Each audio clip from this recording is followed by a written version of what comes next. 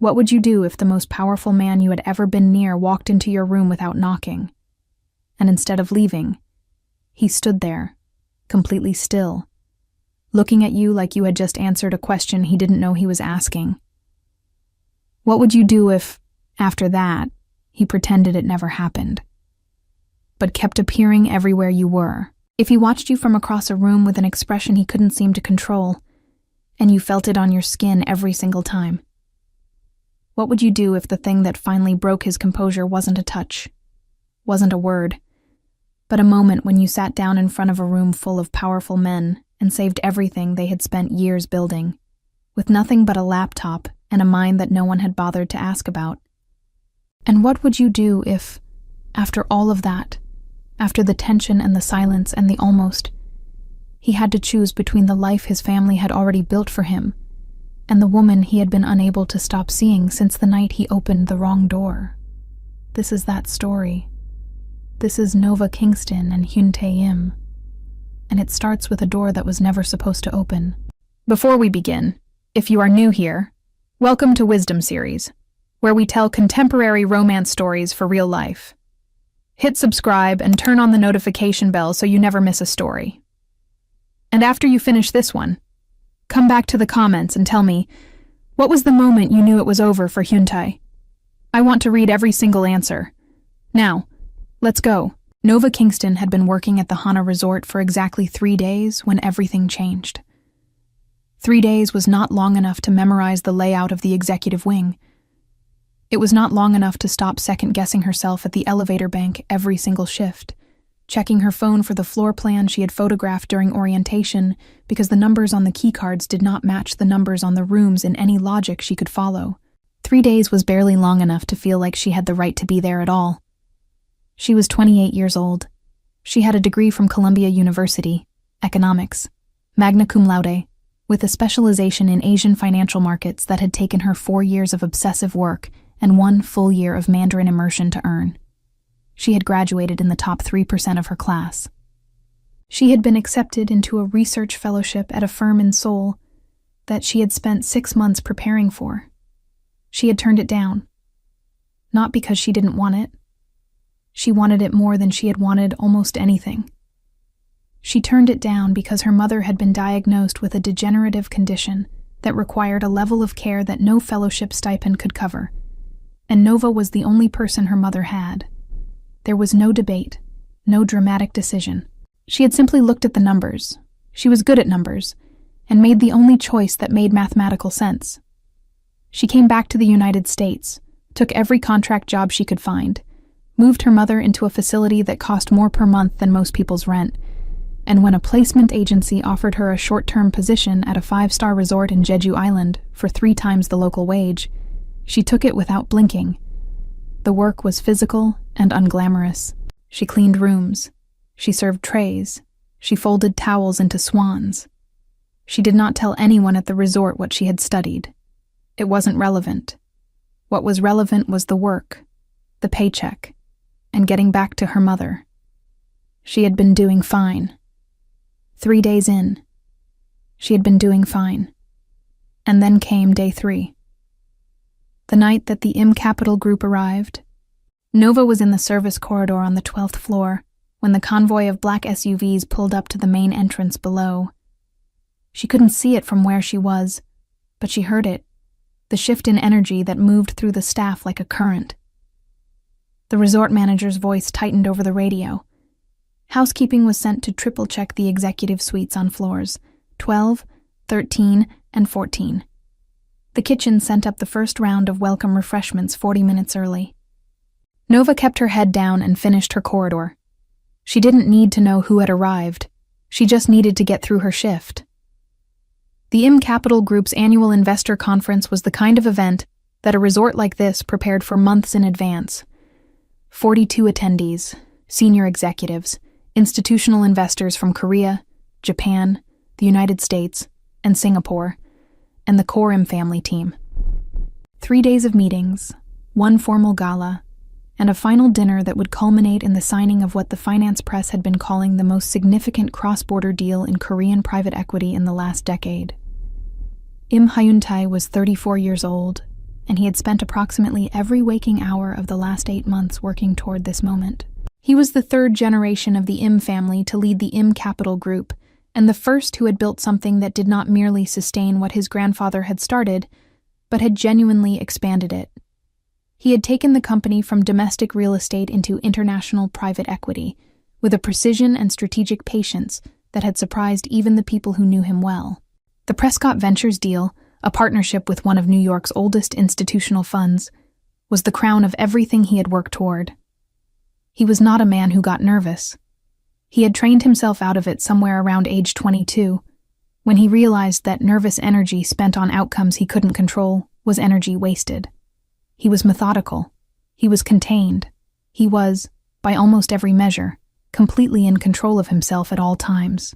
He checked into the resort, moved through the welcome reception with the efficiency of a man who had attended 1,000 such events, exchanged the required pleasantries with the Prescott team, confirmed the morning schedule with his deputy, and by 10:15 that night was walking down the corridor toward his room. Suite 1204. Executive Wing, 12th floor. He had the key card in his hand. He was thinking about the projected numbers for the morning presentation. He was also, underneath that, thinking about the conversation he'd had with his father 2 days before arriving, the one in which his father had reminded him, not for the first time, and not gently, that the family had expectations beyond the professional, that Seo-Yeon Park had been patient, that it was time. He did not want to think about that conversation. He filed it away with the practiced efficiency of a man who had been filing away his father's expectations for 34 years. He swiped the keycard. The light blinked green. He pushed the door open. The room was not dark. There was a lamp on near the window, warm and low. And in the space between the wardrobe and the bathroom door, with her back to him, was a young woman who was clearly not expecting anyone. She had been changing. A damp uniform shirt was folded over the back of the chair. She was pulling a clean white blouse over her shoulders, her back bare for just the 3 seconds it took her to register the sound of the door and turn around. She turned, and everything stopped. Not because of anything dramatic, not because of anything either of them said. They said nothing. The moment simply stopped. Like something had pressed pause on the ordinary movement of time and was waiting to see what the two of them would do with the stillness. She was looking at him the way anyone would look at a stranger who had just walked into a room they were changing in. Shock, alarm, the automatic instinct to cover herself that she acted on immediately. But underneath that, and he registered it because he registered everything, was something else. A steadiness. She did not shrink. Even caught completely off guard, even in a moment that would have made most people fold in on themselves, she held herself like someone who had learned a long time ago not to make herself smaller. He stood in the doorway. He did not speak. He could not have explained, afterward, why he didn't speak, why he didn't apologize immediately, close the door and leave and move on. He would tell himself later that it had lasted only a few seconds. 2, maybe 3, long enough to be a moment, not long enough to be something else. She looked at him. He looked at her. And then he closed the door. Not quickly, not with embarrassment. He pulled it closed the way someone closes a door when they are being careful, slowly, with attention, making sure the latch catches without a sound. As if the silence in that room were something fragile, that he did not want to disturb. He stood in the corridor. The keycard was still in his hand. He looked at it. Then he looked at the number on the door.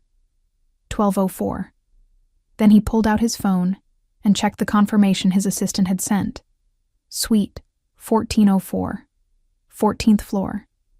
He had gotten off the elevator 2 floors too early. He stood there for a moment that he would not be able to accurately measure later, not moving, not thinking about the presentation, not thinking about his father's voice, or the deal, or Seo-Yeon Park, or any of the 47 things that had been competing for his attention all day. He was thinking about a door closing slowly in the dark, and the way someone could look at you like they weren't afraid of you, even when they had every reason to be rattled. He took the elevator up 2 floors. He did not sleep well that night. On the other side of a door on the 12th floor, Nova Kingston buttoned her clean blouse with fingers that were not entirely steady. She stood in the center of a room that suddenly felt very small and thought, I need to figure out what floor I'm on before I do one more thing in this building. Then she thought about his face. She told herself to stop thinking about his face.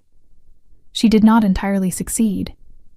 Nova found out who he was the next morning at 6:45 when the housekeeping supervisor pinned the day's assignments to the board and ran through the guest roster with the particular reverence of someone listing the names of people who should never have to wait for anything. Im Hyun-tae, CEO, Im Capital Group, Suite, 1404, 14th floor. She kept her face still. She was good at keeping her face still.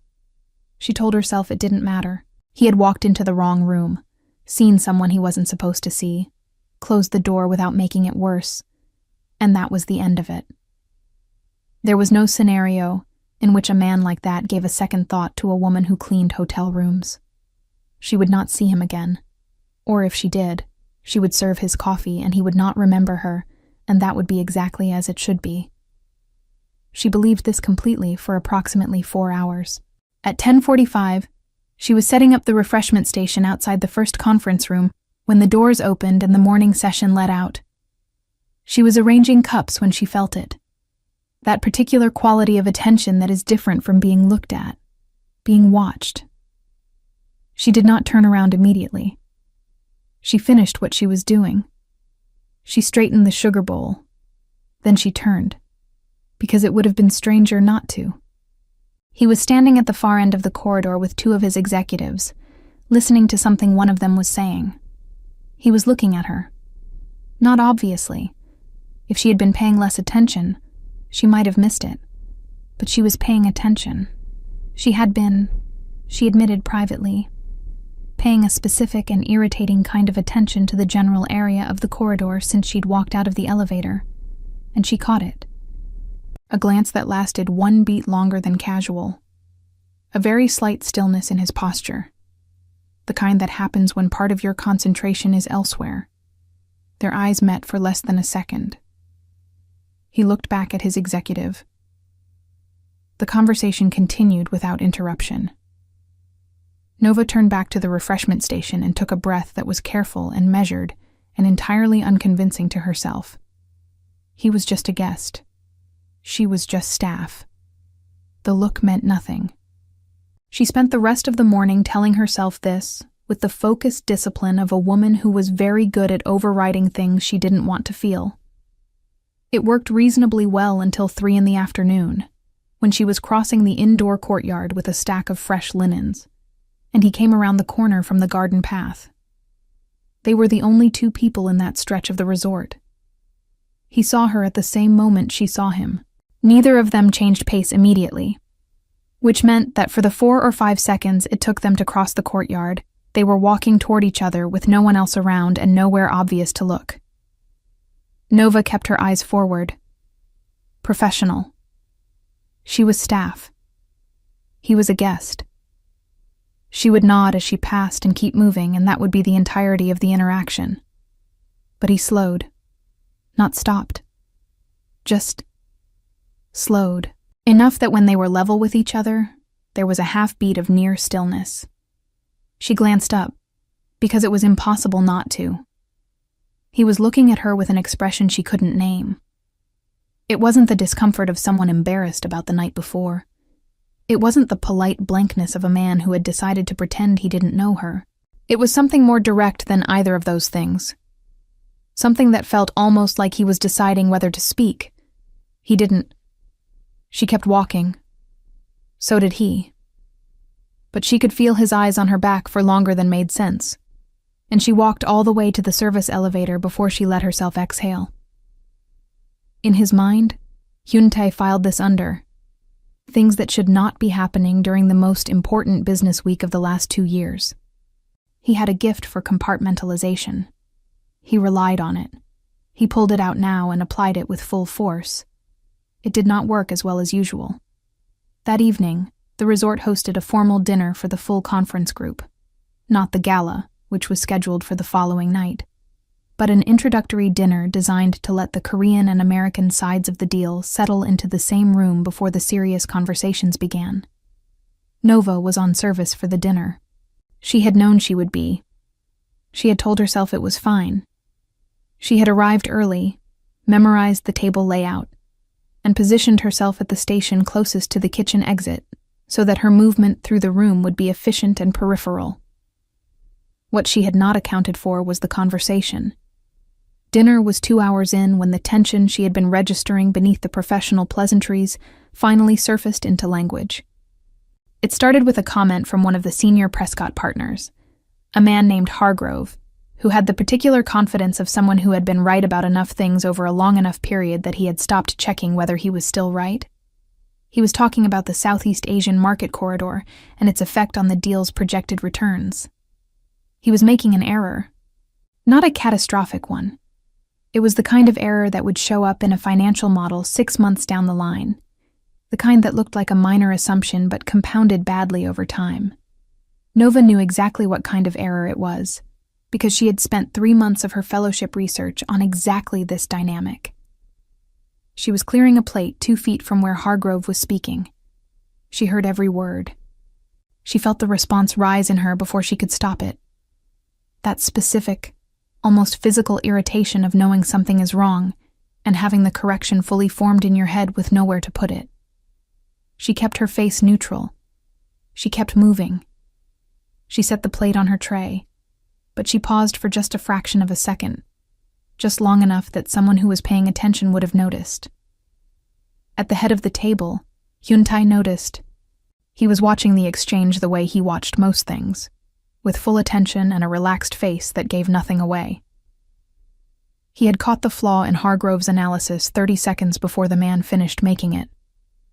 He was already calculating how to redirect the conversation without making an American partner feel corrected. This was a skill he had spent years developing. But then he saw the woman with the tray pause. Just a fraction. Just a breath. And then she moved on. He looked at her. She was already at the kitchen door. He thought, she heard that. And she knew. He spent the rest of dinner in the same room with her, watching the same woman he had been trying to stop thinking about, and adding to everything he had already noticed something new and entirely unwelcome. She was sharp. Whatever she was doing in this room, with this tray, in this uniform, she was sharp in a way that had nothing to do with what she was being paid to do tonight. This was not simpler. It was considerably more complicated. He did not sleep particularly well that night either. The resort held a smaller cocktail reception that second night for the inner circle of the deal team. Nova had been reassigned to the reception at the last minute. One of the other servers had called out sick. She found out 40 minutes before it started, changed into the formal service uniform, and went in. Seo Yeon Park arrived at 8 o'clock. Nova had heard her name mentioned in passing during the day, not in connection with the business conference, but in the way that certain names attach themselves to certain other names as context. Seo Yeon Park, Hyun-tae Im, the Park family. An arrangement that had been discussed between two families for the better part of 2 years. She was exactly what you would expect from that sentence. Composed, beautifully dressed, moving through the room with the ease of someone who had attended 1,000 events like this one. She was gracious with everyone she spoke to. She stood next to Hyun-tae when occasion called for it, and slightly apart from him when it didn't. And the distance between them in both positions was calibrated to something that looked correct, without looking warm. Nova moved through the reception with her tray. She did not look at him more than was necessary for the geometry of the room to require. She was very deliberate about this. And then she was near the table by the window, setting down a fresh round of drinks. And Hyun-tae was 2 feet away, and their hands came within an inch of each other when she reached across to adjust a glass, and he reached at the same moment for the one beside it. They both went still. Neither of them spoke. Neither of them moved for a breath that went on too long. Then she shifted her hand back. He took the glass. She straightened up, turned slightly away, and continued working. But the heat that had been sitting in the back of her chest since the corridor that afternoon had moved somewhere more immediate. And she was no longer able to tell herself with any real conviction that she wasn't feeling it. Across the room, Seo-yeon Park was talking to one of the Japanese investors, but her eyes had tracked the moment at the window table with a precision that suggested she had been watching for something like it. Later, 40 minutes later, when the reception was winding down and Nova slipped into the service corridor that ran behind the restrooms, a door opened, and Seo-yeon Park stepped into the same corridor. They looked at each other. Nova waited. She had no idea what was coming, but she understood, from the way Seo-yeon had followed her in here, that something was, "I'm not going to threaten you." Seo-yeon's voice was even, almost conversational. "I want to make that clear before I say anything else, because I imagine that's what you're expecting." Nova kept her face still. "All right. I've been watching him all evening." A pause. "And I've been watching him watch you. And I want you to understand that what I saw is not something I've seen before. Not in 2 years of this arrangement." The corridor was quiet. Nova waited. "I don't want to marry him." It wasn't said with drama. It was said the way someone says a true thing they have been holding carefully for a very long time and have finally decided to put down. "I never wanted to marry him. There is someone else. There has been someone else for 4 years. And the only reason this arrangement has gone on as long as it has is because neither of us has found a way to end it that doesn't create a war between two families who do not fight small." Nova didn't speak. "I need a reason, a real one. Not a scandal, not a disgrace. Something that makes it clear the match doesn't make sense, that both families can accept without losing face." A beat. "I think you might be that reason. Not because of anything you've done wrong, because of what I just watched him feel when he looked at you." Nova held herself very carefully. "You don't know anything about me. I know you paused at the dinner table tonight when Hargrove made his analysis. I know you knew he was wrong. I know you didn't say anything, but you almost did. And I know that Hyuntae saw it, because I was watching him when he saw it." The silence stretched. "Well, I'm not asking you to do anything," Seo-yeon continued. "I'm not asking you to pursue him, or perform anything, or make anything happen. I'm just telling you what I see. And I'm telling you that I'm going to find a way to end this arrangement, with or without whatever happens between you two, because I have been waiting long enough." She straightened, smoothed a hand over her dress. "But if what I saw tonight becomes what I think it might become, it would make certain things easier. For both of us." She opened the corridor door and stepped back into the reception. Nova stood in the corridor for a moment, alone, the tray balanced in her hands and something moving through her chest that she could not immediately name. She thought about his face in the doorway, the way he had closed the door slowly, like the sound would matter. She thought about the corridor that afternoon, the way he had slowed. She picked up her tray and went back to work. The Prescott Ventures deal was scheduled to be signed at 11 o'clock on the morning of day 3. At 10:14, everything fell apart. Nova was setting up the refreshment station outside the main conference room when the sound from inside changed. She had been in enough professional environments to know the acoustic difference between a meeting that is running normally and a meeting that has just hit a wall. The voices didn't get louder. They got tighter. The kind of tight that comes from people who are trained not to show panic, trying very hard not to show panic. She finished arranging the coffee service. She was not supposed to go in yet. The session wasn't due for a break for another 40 minutes. She stayed at her station. 3 minutes later, the door opened, and Hyuntae's deputy, a man she had learned was named Director Kwan, came out and spoke rapidly in Korean into his phone. His face was the controlled version of alarmed, the face of someone who has gotten very bad news, and is performing steadiness while their mind runs at full speed. She caught a few words, not all of it. Her Korean was functional but not fluent in fast speech. Enough to understand that something had been released. Something financial. Something that should not have been public. She would learn the full shape of it later. but she pieced most of it together in the next 12 minutes from the fragments that seeped under the conference room door and through the controlled panic of the staff moving around her. A spreadsheet had been leaked to a Korean financial news outlet at 9:52 that morning. It contained financial data attributed to the IM Capital Group, debt ratios, liquidity figures, projected shortfalls, that, if accurate, would indicate the company was operating on the edge of insolvency.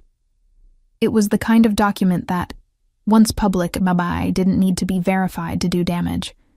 It just needed to exist. The Prescott team had seen it before walking into the 10 o'clock session. Hargrove had brought it up within the first 15 minutes. The signing, he had indicated, would need to be postponed pending review. In the conference room, Hyun-tae had listened to this with a face that gave absolutely nothing away. He knew the document was fabricated. He knew it because he knew his own numbers down to 7 decimal places, and what was in that spreadsheet was not his company.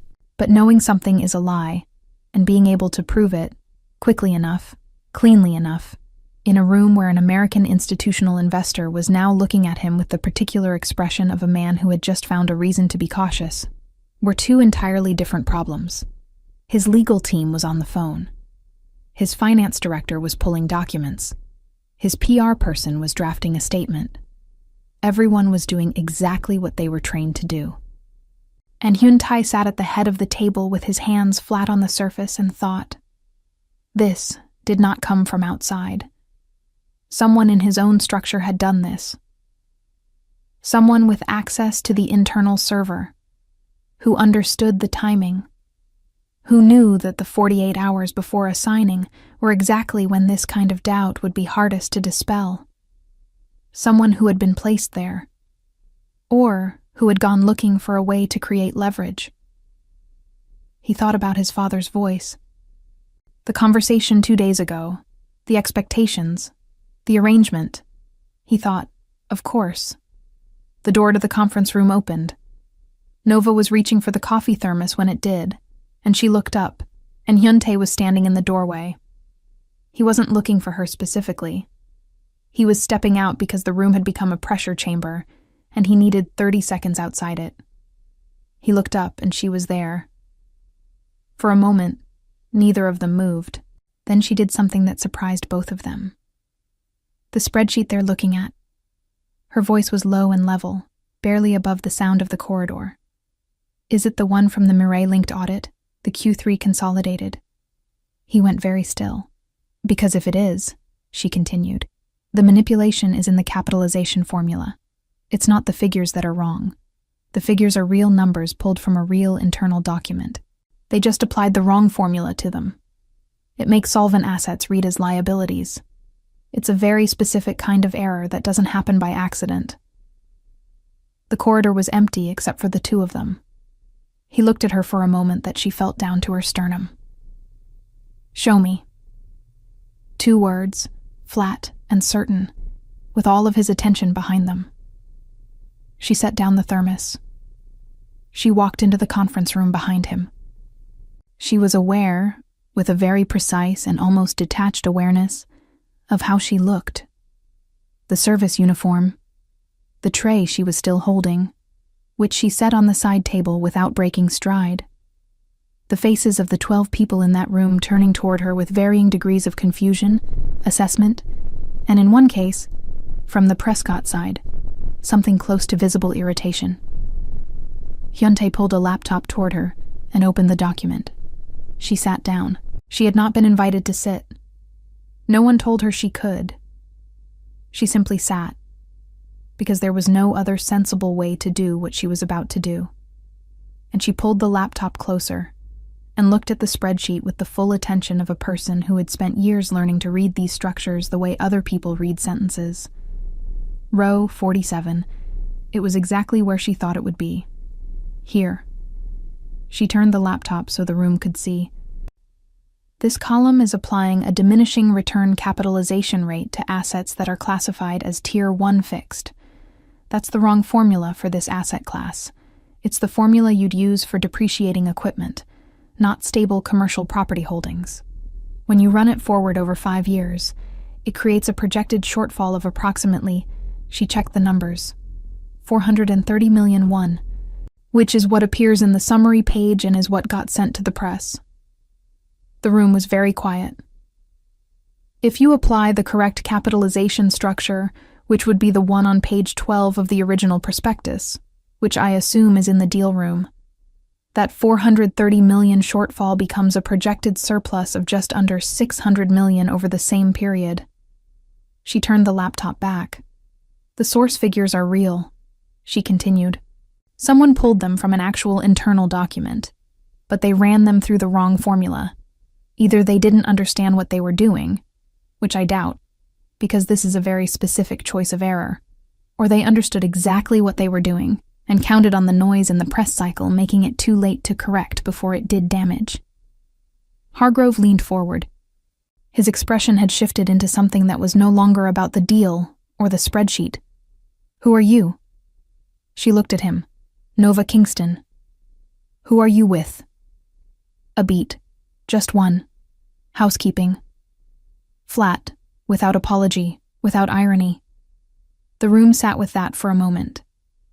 Then one of the Prescott junior analysts, a woman who had been typing rapidly on her own laptop since Nova had started talking, looked up and said, "She's right. I'm running it now with the correct formula, and the numbers match the prospectus projection." The room shifted. Not dramatically. This was a room full of people trained to keep their faces controlled under pressure. But the atmospheric pressure of the last 40 minutes changed. The tightness loosened by a degree that was perceptible. Hargrove sat back. Hyuntae had not moved from where he was standing. He was looking at her. Not with surprise, exactly. Or not only with surprise. There was something underneath it. Something that was quieter and more serious than surprise. Something that looked almost like recognition. As if he had suspected something and had just had it confirmed. Not in the way he'd expected. And he was sitting with the weight of being right. He looked at her like she had just walked into focus. "Can you document this?" Hargrove was looking at Nova. "The formula discrepancy, the full analysis. Can you put it in writing?" She glanced at Hyuntae. He gave her the smallest nod. "Give me 20 minutes." She was already pulling the laptop closer again. 22 minutes later, she had produced a 4-page written analysis of the manipulation, clear Yo-Wan sourced, formatted with the clean precision of someone who had written financial documents professionally. She handed it to Hyuntae's finance director, who reviewed it in silence, nodded once, and passed it to Hargrove. Hargrove read it. Then he put it down and looked at Hyuntae. "I need an hour with my team." "Of course." The Prescott group filed out. Hyuntae's team followed, most of them already on phones. Within 4 minutes, the conference room was empty except for Nova, who was closing the laptop, and Hyuntae, who was still standing where he had been standing for the last 30 minutes. She stood up. She did not know exactly what to do with herself. She had just done something that was entirely outside the scope of her job description, and that she had not planned, and that she could not entirely explain, even to herself, except that the error had been there, and she had known how to fix it, and it had felt impossible not to. She straightened her uniform jacket. She picked up her tray from the side table. "You studied economics." His voice was even, but it was not a casual question. It was the kind of statement that arrives when someone has been holding a question for longer than they've shown. "Columbia." A pause while she settled the tray under her arm. "Graduated 6 years ago." 6 years ago. Which would make her 22 at graduation. He ran the math automatically. She was 28. 6 years between that degree and this room. She wasn't filling the time. Something had happened. "Why are you here?" She looked at him steadily. "The same reason anyone does anything they didn't plan to do. Family." He held her gaze. She held his. The distance between them in that empty room was 3 feet, and also something that had no unit of measurement. "The formula error," he continued. "You identified it before you sat down." "I suspected it when I heard the description in the corridor." You heard the description in the corridor and ran a formula analysis in your head before you walked into the room. She didn't answer that, because it wasn't a question. He crossed his arms.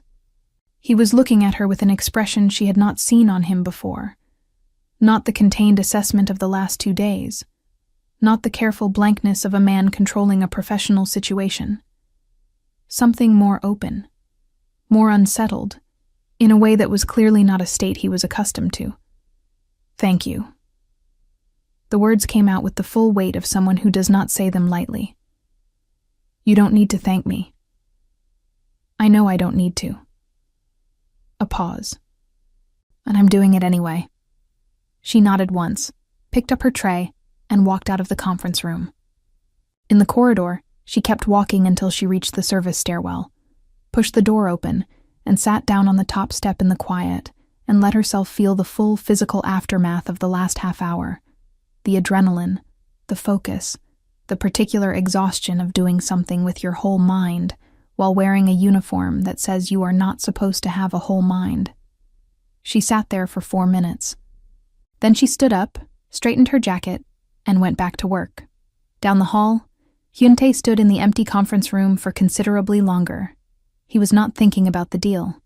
He was not thinking about the sabotage or who had orchestrated it or how he was going to handle his father. He was thinking about a woman sitting down without being invited and opening a laptop and doing, in 22 minutes, what none of the 15 people in that room had been able to do in 40.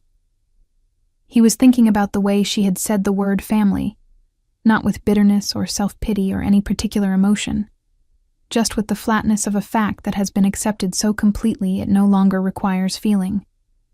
The flatness of someone who has been carrying something heavy for long enough that they have stopped noticing the weight. He was thinking about 3 days. The door on the 12th floor. The corridor.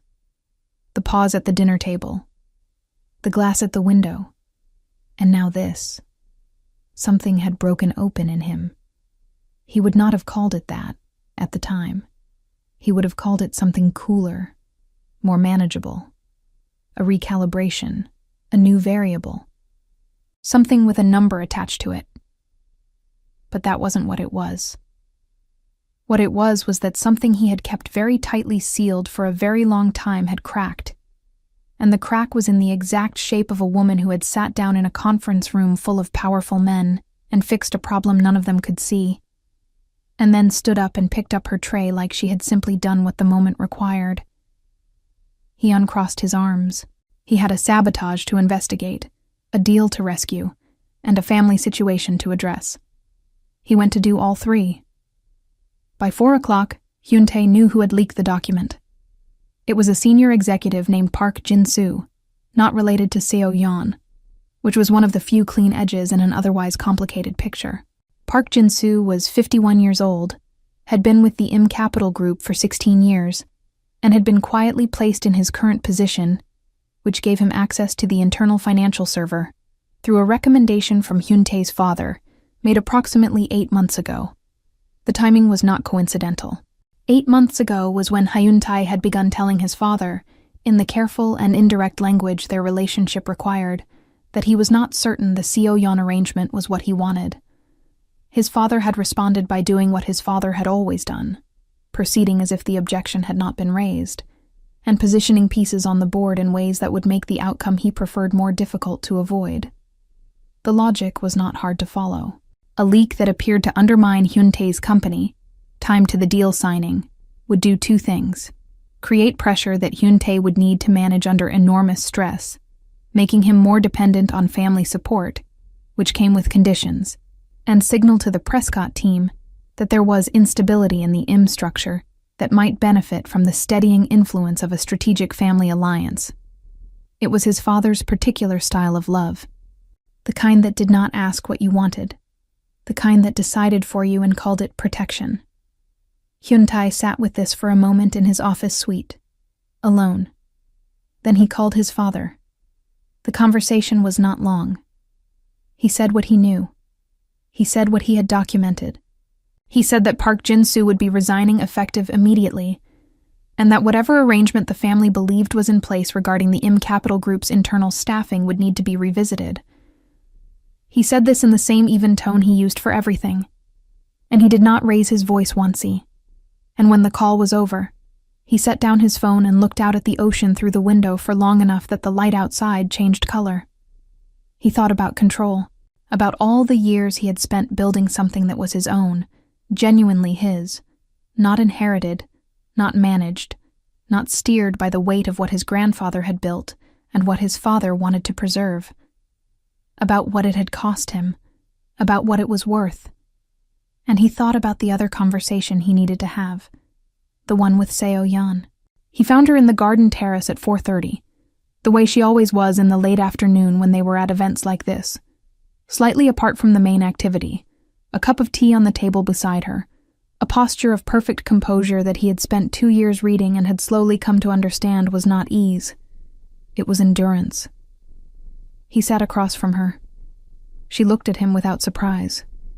She was never surprised by him, which had always been something he respected about her. The steadiness of it. The fact that she had never wanted anything from him that he didn't want to give, and had never pretended otherwise. "I know what you're going to say." She set down her cup with the precise care of someone who has been waiting for a conversation for a very long time. "Tell me." "You're going to say that you've decided." A pause. "And you're going to ask me if I'm all right." "Are you?" She looked at the ocean for a moment. "I'm relieved." The word came out with the full weight of 2 years behind it. "I've been waiting for someone to say it out loud for 2 years, and I didn't know how to be the one to say it first without the whole thing becoming a catastrophe. It might still be a catastrophe. Our families will survive it. They survived worse." She picked up her tea. "On the woman who saved your deal this morning." He was quiet. "I spoke to her last night," Seo-yeon continued, looking at the water. "In the service corridor, I told her what I saw." Then she looked at him directly. "I don't think she believed me. She doesn't have reason to trust what she sees in this situation. No." A pause. "You should give her one." He was quiet again for a moment. The families will say what they say. They always do." Seo-yeon set down her cup. "But you have spent 34 years doing what this family expected of you. Hyun-tae, you built something real. You proved everything you needed to prove. At some point," she looked at him steadily, "you're allowed to want something for yourself." He looked at her. "What about you?" For the first time since he had sat down, something shifted in her expression. Just slightly. Something that was not composure. Something more alive than that. "I'm going to be fine." And he believed her, because for the first time in 2 years she looked like someone who meant it. He stood up. "Thank you, Seo-yeon." "Go." A small lift of her chin toward the resort. "Before you lose your nerve and turn it back into a strategy." He almost smiled. "I don't lose my nerve." "You almost did, twice today." She looked back at the ocean. "Go." The signing was rescheduled to 6 o'clock that evening. Hargrove and the Prescott team, after reviewing Nova's analysis and the documentation that Hyun-tae's legal team produced in the intervening hours, confirmed that the figures in the original prospectus were sound. The leaked document was formally identified as manipulated and a correction was issued to the financial press. Park Jin-soo submitted his resignation at 5:15. The deal proceeded. 42 minutes of signatures, handshakes, and photographs that would appear in financial news the following morning. 8 months of work, closed. Afterward, the senior team went to the private dining room for a celebration dinner. Hyun-tae sat through it for 90 minutes. He was present. He answered questions. He said the right things. He raised his glass at the right moments. No one in that room would have been able to identify anything missing from his attention. He left at 8:45. He walked to the 12th floor. He was not running scenarios. He was not calculating outcomes or managing variables or doing any of the things he did when he was approaching a situation that required precision. He was just walking, one floor at a time, in the quiet of the stairwell, with his jacket over one arm, and his tie loosened and his mind, for once, not running at speed. He knew which room she was in. He had looked it up. He recognized that this was the kind of thing a man with good intentions would not do. And then he had looked it up anyway, because something had stopped being manageable sometime in the last 3 days, and he was done pretending otherwise. He knocked. It was a quiet knock, 2 beats. Even a pause. Then footsteps. The door opened. Nova was in a plain gray shirt and dark pants, her hair loose, a small notebook in her hand that suggested she'd been sitting somewhere writing. Her expression when she saw him moved through 3 things in rapid succession: surprise, something careful, and then a kind of stillness that was not coldness, but was not open, either. The stillness of someone who has learned to wait and see. You don't have the wrong floor this time. Not a question. Not quite an invitation. No. She looked at him for a moment. Then she stepped back from the door. He walked in. The room was not large. The rooms for support staff never were. There was a narrow window with the lights of the coast visible beyond it. A small desk where she had clearly been working. A chair. A bed that she had been sitting on from the indent in the blanket. He stood in the center of the room. There was barely enough space for him to stand at a comfortable distance from her. The deal closed. He said it simply, looking at her, not at the window or the floor. I heard. She set the notebook down on the desk. Congratulations. You made it possible. Your numbers made it possible. I just explained them. He looked at her. You've been doing that. That thing where you minimize what you do. Since the conference room. You did it when Hargrove asked who you were. You did it when you told me why you're here. She was quiet. Columbia. He took a step closer, unhurried. 6 years ago, you would have been 22. 22 and 4 months. You specialized in Asian financial markets. Her chin lifted slightly. You looked me up. I did. She didn't seem surprised. She also didn't seem pleased, exactly. She was measuring him, the way she had been measuring him since the corridor 2 days ago, with an attention that he found he didn't mind. Being looked at carefully by her felt different from being looked at by most people. She was looking at him, not the CEO, not the name, not the suite on the 14th floor, just at him, as though the information she was gathering was about something more specific than his resume. Why did you come here? Her eyes held his, steady. Tonight? Because I've been trying to stop thinking about you since I opened a door on the 12th floor and you turned around. He didn't soften it, didn't add anything to make it easier to dismiss. And I've been trying harder since this morning, and I've stopped being willing to try. The room was quiet. You have a fiancé. Careful, measured. I had an arrangement. It ended this afternoon, mutually, without anyone being hurt. She looked at him for a long time. He let her look. He was not going to manage this. He was not going to strategize his way into something or construct a version of himself that was easier to say yes to. He was standing in a small room on the 12th floor with no plan and no script. And for a man who had spent 34 years knowing exactly what the next move was, the absence of one felt extraordinary. You don't know me. A pause. You know I went to Columbia. You know I can read a financial model. I know you walked into a room full of people who had already decided what you were, and you sat down and showed them what you actually are. And I know that when it was over, you picked up your tray. A pause. I know you're here because of your family. I know you paused at a dinner table when you heard something wrong and you almost said something and then didn't. And I know that cost you something, even though you made it look like nothing. She was very still. I know, he continued, holding her gaze, that you've been aware of me every time we've been in the same room for 3 days. Because I've been aware of you in exactly the same way. The silence between them was not empty. It had weight and texture. It was the kind of silence that happens when two people are standing on the same side of a decision, and neither of them has said it yet.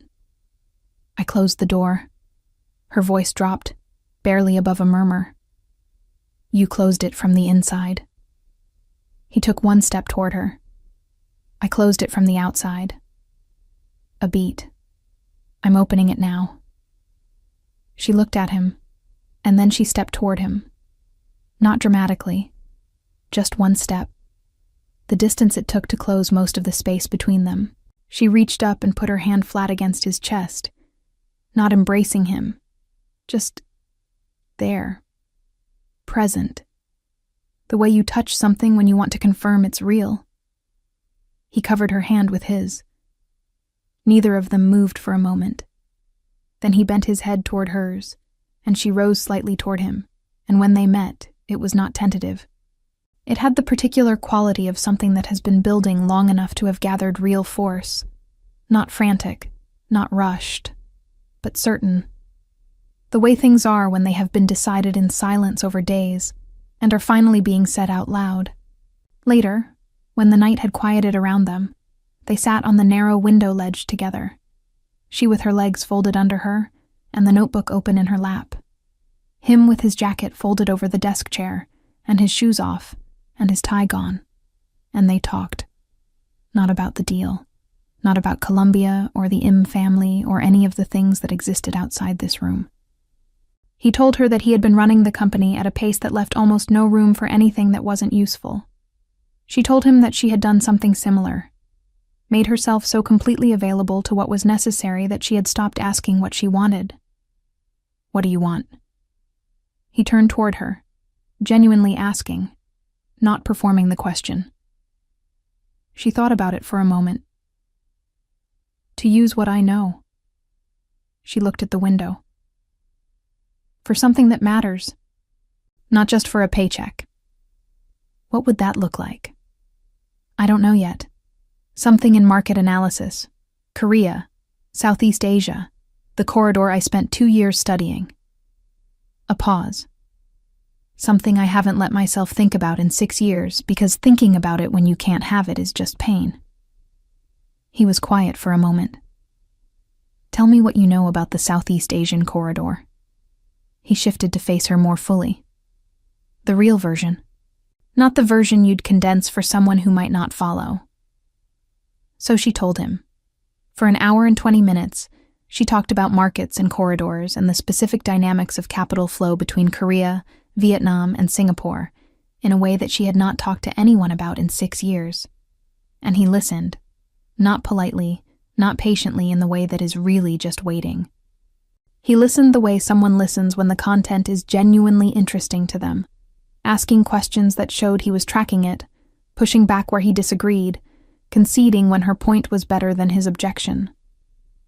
At 1:40 in the morning, he turned toward her and said it plainly. I want you to come to Seoul. She looked at him. Not like this, not... He paused. Because of tonight. Separately from tonight. Because the Im Capital Group is about to expand into the Southeast Asian corridor, and you know things that none of my analysts know. I want to offer you a position, formally, in writing, based purely on what I heard today and tonight. She looked at him for a long time. You're serious? I'm always serious. That's either the best thing anyone has ever said to me in this context or the worst. He almost smiled. Evaluated in the morning, when you haven't just saved a $2 billion deal. When I walked into that conference room today, I was sure you were going to have me fired by dinner. The thought did not cross my mind. A pause. Not once. She leaned her head back against the window frame. The lights of the coast were still visible beyond the glass, soft and distant. I'd need time. She watched the water. To set up proper care arrangements for my mother before relocating. 3 months minimum. He looked at her. 3 months. And then, carefully, "Does that mean yes?" She turned to meet his eyes. "It means I'm thinking about it." "That's enough." He settled back beside her. "For now." The formal gala was the night's official celebration, the closing dinner that the entire conference had been building toward. It had been planned for months. The grand ballroom of the Hana Resort, the full guest list, the formal program, a toast from both sides of the deal. Nova had been scheduled to work the gala. She had shown up because she was still staff, because the deal closing didn't change the fact that she had agreed to work the shift, and because some part of her needed to finish the thing she had started. The room was full and bright and loud with the particular warmth of people who have reached the end of something difficult and are feeling the relief of it. She moved through it with her tray. She had been working the room for 40 minutes when Seo-yeon made her announcement. She did it simply. She stood at the edge of the formal program, between the first and second toasts, and said, "To the room in general," in the way that someone makes an announcement that has been prepared, that she and Hyun Tae-im had mutually decided to end their engagement, effective today, with full respect on both sides and no animosity. She said it in Korean, and then, because half the room was American, she said it again in English. The room absorbed this, the way rooms absorb personal announcements at professional events, with controlled surprise, some murmuring, and the rapid recalibration of social calculations that such information requires. Seo-yeon sat back down. Her face was the composure it always was. But underneath it, for anyone paying close enough attention, was something that looked very much like freedom. Hyun Tae, at the head of the table, had said nothing. He had not been surprised by the announcement. They had agreed on it. He had simply looked out at the room and let it settle. And then his eyes had found Nova. She was near the back of the room, holding her tray, having heard the announcement from 20 feet away. She was not looking at him.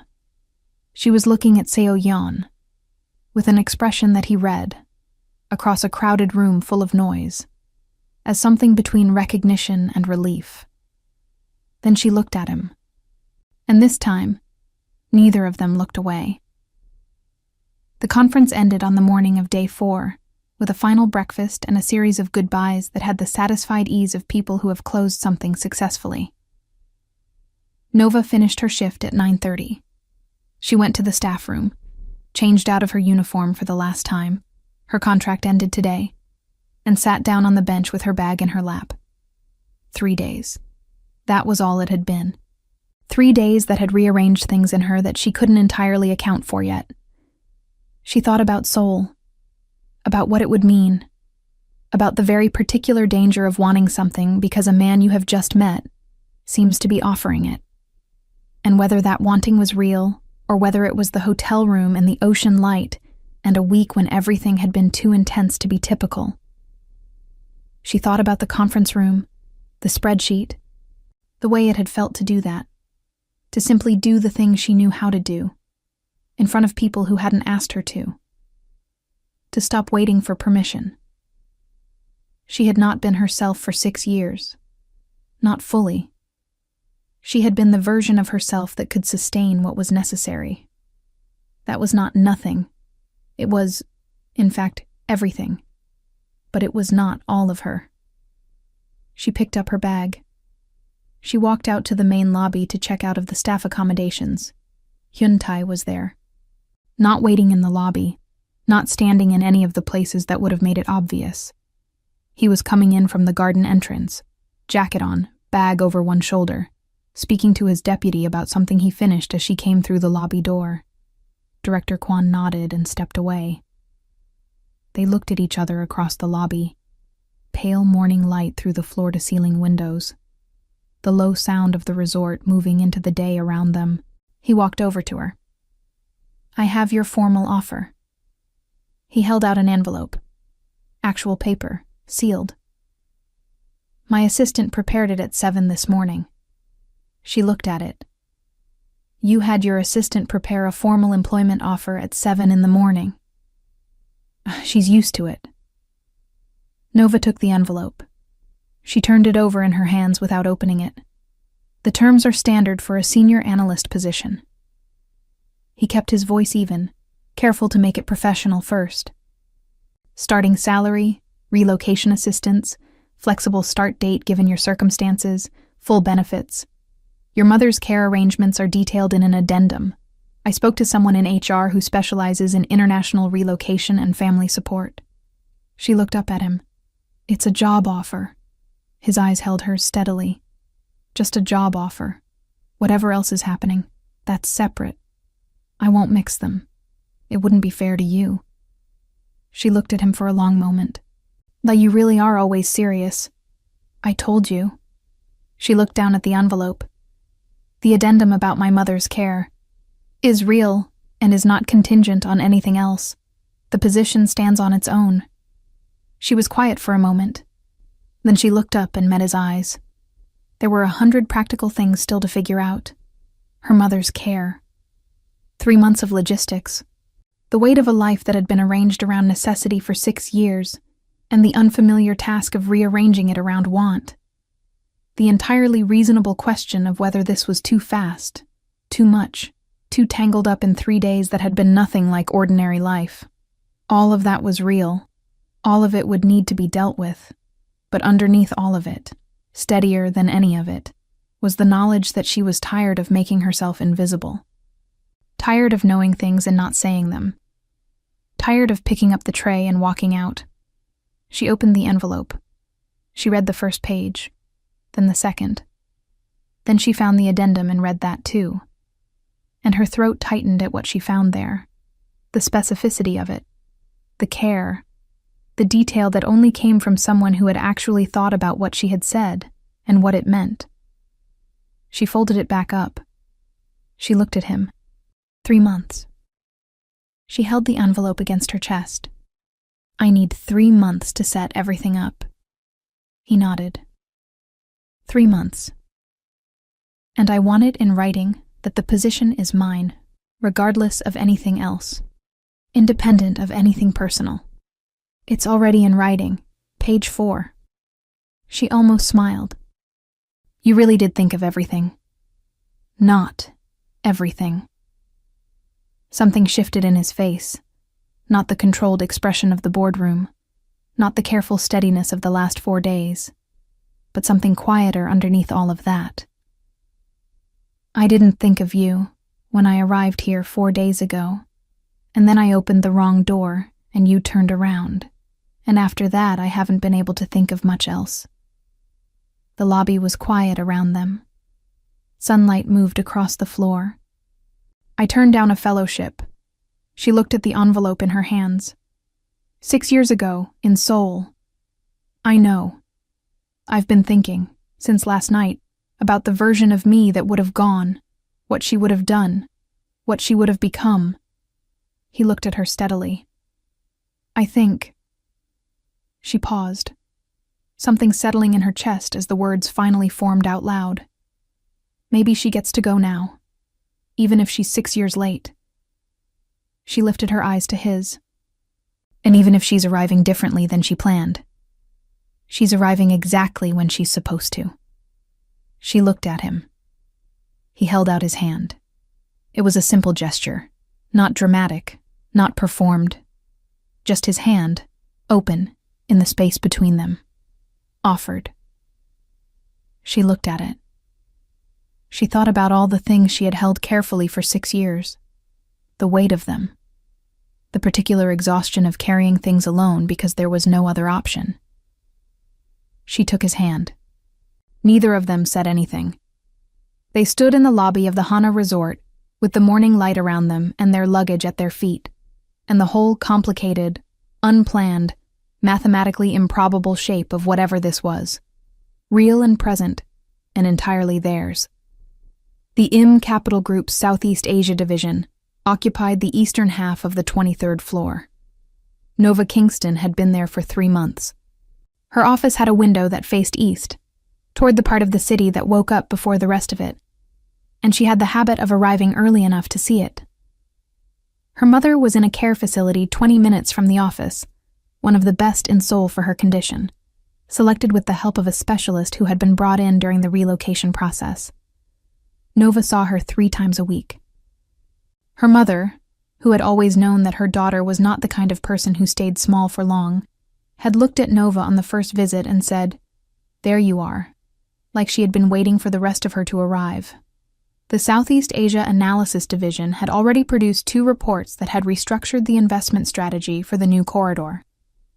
The Prescott Ventures partnership had described Nova's first formal presentation, at a joint quarterly meeting held in Singapore, as the most cogent regional analysis they had seen from any partner in the last 3 years.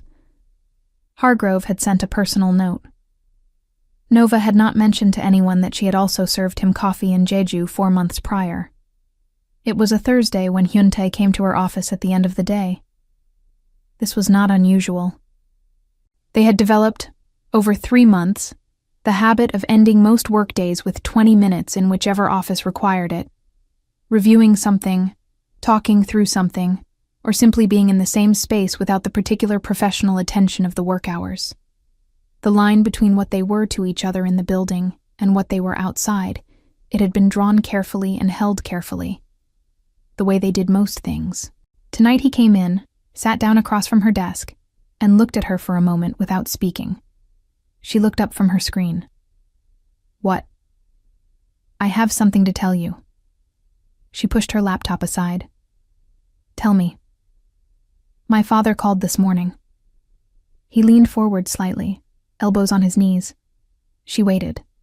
He said, a pause, and she could see him choosing the language carefully, that after meeting you at the Singapore presentation, his position on certain things has changed. She looked at him. "What things?" He used the phrase, "What's good for the company and what's good for the family are sometimes the same thing." A beat, which is the closest he has come, in 34 years, to saying he was wrong about something. She was quiet for a moment. That's a remarkably indirect apology. He's a remarkably indirect man. Is it enough? He looked at her. It's a start. She leaned back in her chair. Outside the window, the city was doing what it always did in the early evening, filling up, lighting up, moving through its own particular rhythms in ways she was still learning. She had been in Seoul for 3 months, and she felt, improbably, like she had been on her way here for longer than that. I looked up that fellowship. She turned the pen in her fingers, something she did when she was thinking something through. The one I turned down. The research director is still there. I emailed her last week. He looked at her. Not to take a position, she added quickly. Just to talk. She was someone I admired. It seemed like the right time to stop avoiding the things I'd put away. A pause. She wrote back within an hour.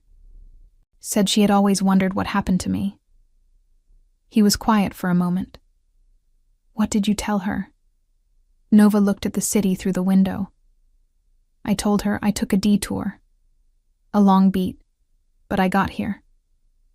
He was looking at her in the way he sometimes looked at her in unguarded moments, with an attention that was full and unstrategic, the look of someone who has stopped managing what they feel and is simply feeling it. You got here. She looked at him. The light outside had shifted to that particular golden quality that Seoul did in the late afternoon. Warm, slanted, the kind that made everything look like it had been exactly where it was always supposed to be. She got up from behind her desk. She walked around it and sat down in the chair beside him, and he turned toward her, and she leaned her head against his shoulder in the easy way of people who have been finding their way to each other, across small and large distances, for long enough that the finding has become familiar. You know, her voice dropped, barely audible over the city below.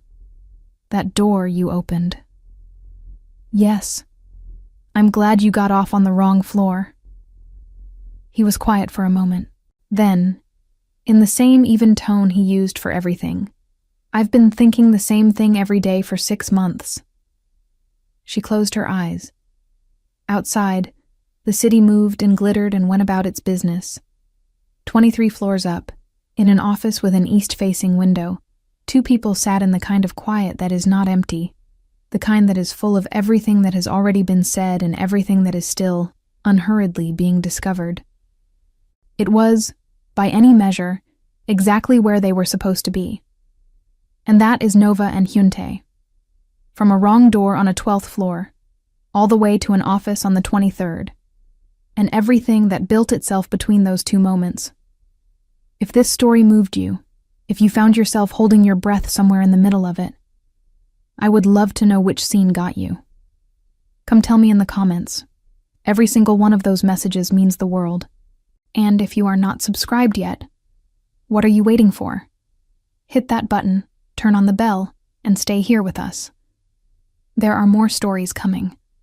Stories about people who find each other in the middle of the lives they didn't plan, and build something real out of the pieces. I will see you in the next one.